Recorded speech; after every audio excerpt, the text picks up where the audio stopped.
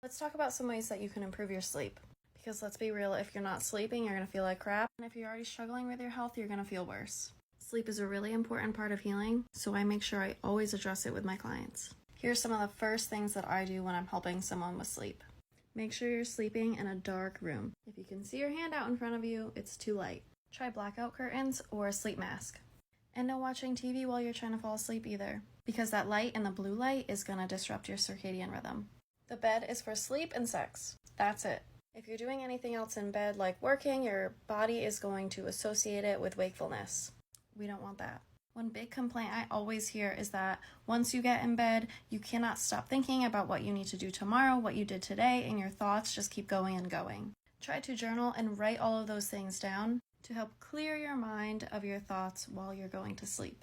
And in the summer, it can be really hot, so if you have the ability, make sure you're sleeping in a cool temperature. This will help bring down the core temperature of your body and help with better sleep. Let me know in the comments, which one of these do you need to work on?